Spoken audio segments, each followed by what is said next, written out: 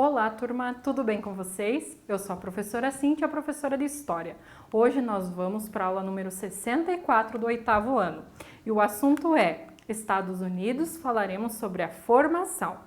Para o desenvolvimento desse assunto, temos alguns objetivos. São eles: definir a doutrina Monroe e o Destino Manifesto, explanar acerca da Lei de Terras de 1862, identificar as características das três regiões dos Estados Unidos, Sul, Oeste e Norte, descrever a Guerra de Secessão, quanto ao contexto, conflitos entre Norte e Sul e as ações de Abraham Lincoln, determinar a segregação racial dos Estados Unidos, com ênfase na Ku Klux Klan, exemplo máximo da intolerância racial.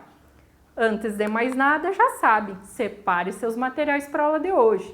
Seu livro didático que trata sobre esse assunto, caderno de história para as anotações dessas informações ou das principais que você julga, assim como a realização da atividade ao final dessa aula, assim como lápis, caneta e borracha.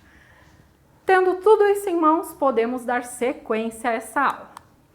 As ações da restauração conservadora que tomou conta da Europa após o ano de 1815, ali do fim do Império Napoleônico, ameaçavam a autonomia e também os interesses econômicos dos Estados Unidos, que haviam conquistado sua independência sob quais lemas? Os lemas liberal e republicano.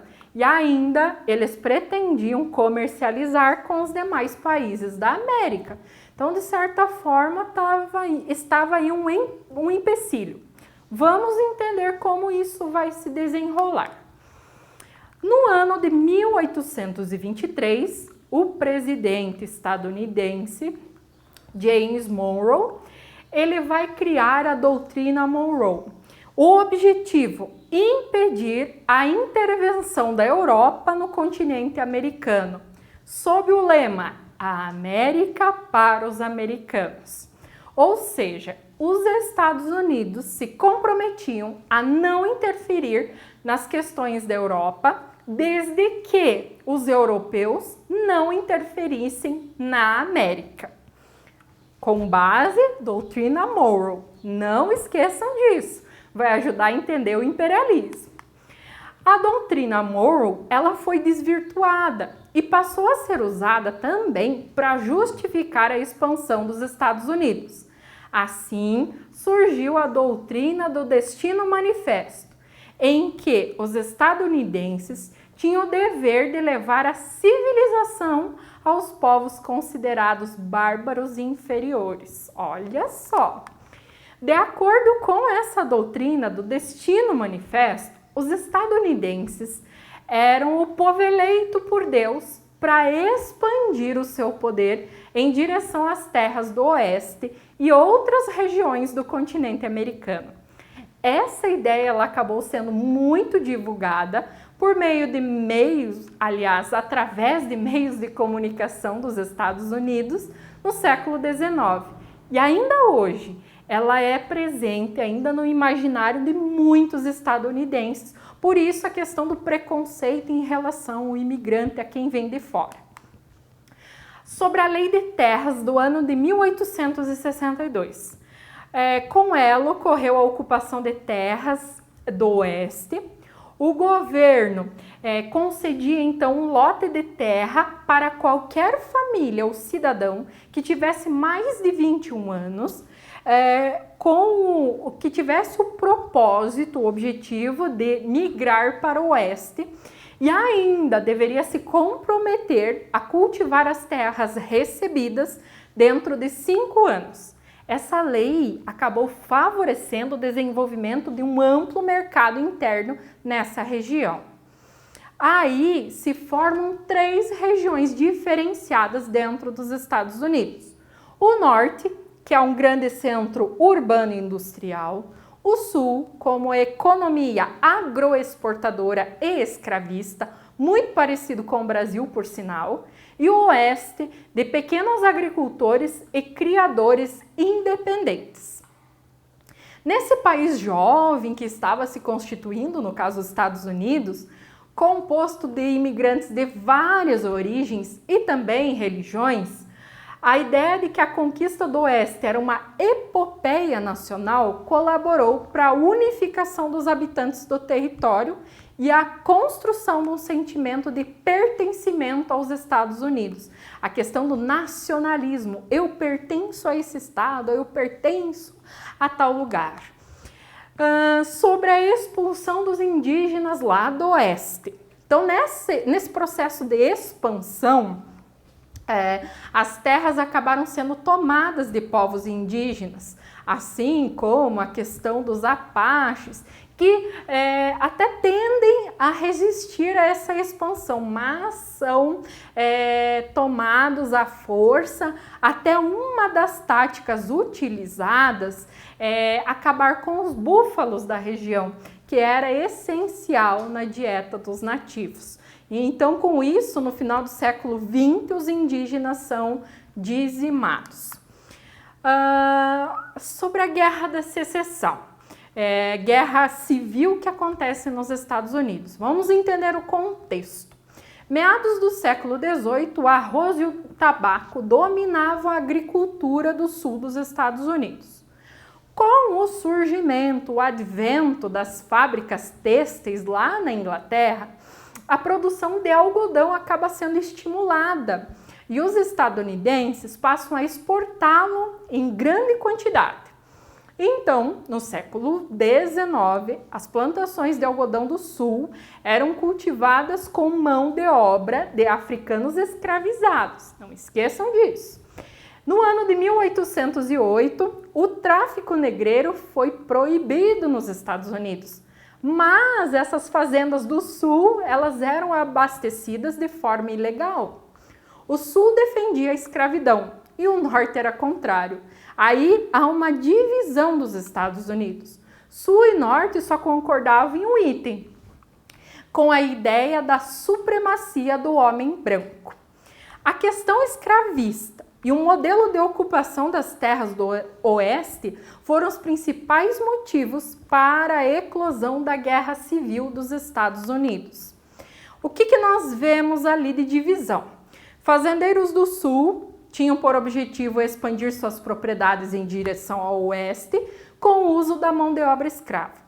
Já os estados do Norte, eles tinham por objetivo impedir o avanço da escravidão e defendiam o estabelecimento de pequenas propriedades familiares nessas novas terras. Porém, quando se decreta o fim da escravidão, isso interfere direto no direito dos estados sulistas governarem a si próprios. Então, como os sulistas eram representados pelo Partido Democrata, que dominava o governo, o Poder Legislativo Federal, em 1854, aprova no Congresso a Lei Kansas-Nebraska. Essa lei definia que a legalidade da escravidão nos territórios federais deveria ser decidida pelos donos de cada região por meio do voto. Logo, o pessoal do Sul defendia isso. Os setores abolicionistas reagiram a essa lei e ainda fundaram o Partido Republicano. Já ouviu isso? Às vezes, né, nesses períodos de eleições ali nos Estados Unidos, ele é democrata, ele é republicano. Aqui nós estamos identificando a origem desses partidos, sendo o democrata, sulista, escravista e o republicano do norte, que defendia a industrialização. Muito bem. Sobre a economia, o norte, para estimular a crescente indústria, ele defendia aumentar as tarifas alfandegárias com o intuito de proteger do mercado externo e fortalecer o mercado interno dos Estados Unidos. Já o sul queria manter as tarifas de importação baixas para comprar produtos estrangeiros mais baratos. O ápice da crise entre as regiões se dá nas eleições de 1860, quando Abraham Lincoln é eleito presidente. E ele, apesar de ser anti-escravista, ele não era um abolicionista declarado. E por isso o discurso do Lincoln deixou o Sul mais insatisfeito do que já estava. Com isso, o estado da Carolina do Sul decidiu separar-se dos Estados Unidos. 10 estados seguiram esse exemplo e formaram os Estados Confederados da América. O presidente escolhido foi Jefferson Davis e os demais estados acabaram formando o grupo conhecido como União. A formação dos confederados foi estopim para a eclosão da Guerra Civil dos Estados Unidos, que durou de 1861 a 1865, também chamado de Guerra Civil ou Guerra de Secessão. O conflito deu-se entre o Exército da União, que eram os estados do Norte e vários estados do Oeste, e o Exército Confederado, que era o do Sul. O Sul tinha militares experientes, fato.